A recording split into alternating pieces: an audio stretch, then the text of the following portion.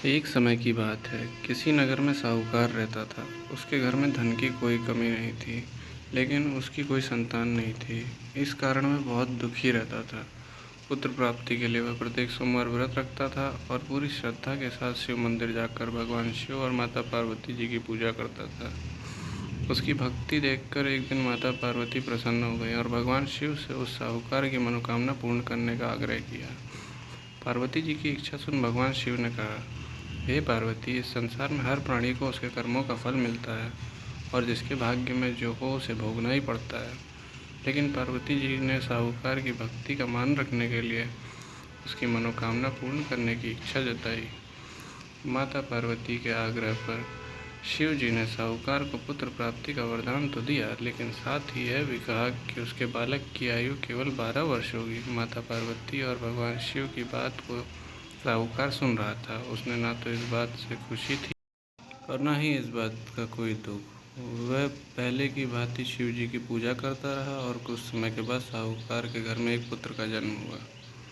उसे पढ़ने के लिए काशी भेज दिया गया। साहूकार ने पुत्र के मामा को बुलाकर उसे बहुत सारा धन दिया और कहा कि तुम इस बालक को काशी विद्या प्राप्ति के लिए ले जाओ और मार्ग में यज्ञ करना। जहाँ भी यज्ञ कराओ वहाँ ब्राह्मणों को भोजन कराते और दक्षिणा देते हुए जाना। दोनों मामा भांजे इसी तरह यज्ञ करते और ब्राह्मणों को दान दक्षिणा देते काशी की ओर चल पड़े। रात में एक नगर पड़ा, जहाँ नगर के राजा की कन्या का विवाह होने वाला था। वह एक आंख से काना था। राजकुमार के पिता ने अपने पुत्र के काना होने की बात को छुपाने के लिए एक चाल सोची। साहूकार के पुत्र को देखकर उनके मन में एक विचार आया। उसने सोचा, क्यों ना इस लड़के को दूल्हा बनाकर राजकुमारी से विवाह करा दूं। विवाह के बाद इसको धन देकर विदा कर दूंगा और राजकुमारी को अपने नगर ले जाऊंगा। लड़के को दूल्हे के वस्त्र पहनाकर राजकुमारी से विवाह करा दिया गया। लेकिन साहूकार का पुत्र ईमानदार था। उसे यह बात न्याय संगत नहीं लगी। उसने अवसर पाकर राजकुमारी की चुन्नी के पल्ले पर लिखा कि तुम्हारा विवाह मेरे साथ हुआ है, लेकिन जिस राजकुमार के संग तुम्हें भेजा जाएगा वह एक आंख से काना है। मैं तो काशी पढ़ने जा रहा हूँ।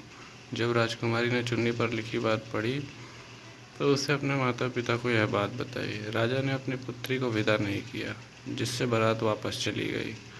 दूसरी ओर साहूकार का लड़का और उसके मामा काशी पहुँचे और वहाँ जाकर उन्होंने यज्ञ किया। जिस दिन लड़के की 12 वर्ष पूरे हुए उसी दिन यज्ञ रखा गया। लड़के ने अपने मामा से कहा, मेरी तबीयत कुछ ठीक नहीं। मामा ने कहा कि तुम अंदर जाके सो जाओ। माता पार्वती के आग्रह पर भगवान शिव ने उस लड़के को जीवित होने का वरदान दिया। शिव जी की कृपा से वह लड़का जीवित हो गया। शिक्षा समाप्त करके लड़का मामा के साथ अपने नगर की ओर चल दिया। दोनों चलते हुए उसी नगर में पहुंचे जहां उसका विवाह हुआ था। उस नगर में भी उन्होंने यज्ञ का आयोजन किया। उस लड़के के ससुर ने उसको पहचान लिया और महल ले जाकर उसकी खातिरदारी की और अपनी पुत्री को विदा किया। इधर साहूकार और उसकी पत्नी भूखे प्यासे रहकर बेटे की प्रतीक्षा कर रहे थे। उन्होंने प्रण रखा था कि यदि उनके बेटे की मृत्यु का समाचार मिला तो वह भी प्राण त्याग देंगे, परंतु बेटे की जीवित होने का समाचार पाकर वह बेहद प्रसन्न हुए। उसी रात भगवान शिव ने व्यापारी को प्रसन्न स्वप्न में आकर कहा, हे सृष्टि, मैं तेरे सोमवार के व्रत करने और व्रत कथा सुनने से प्रसन्न होकर तेरे पुत्र को लंबी आयु प्रदान की है। इसी प्रकार जो मेरे सोमवार का व्रत करता है या कथा सुनता है और पढ़ता है, उसके सभी दुख दूर हो जाते हैं और समस्त मनोकामनाएं पूर्ण हो जाती हैं। बोलिए जय शंकर भगवान की, जय माता पार्वती की।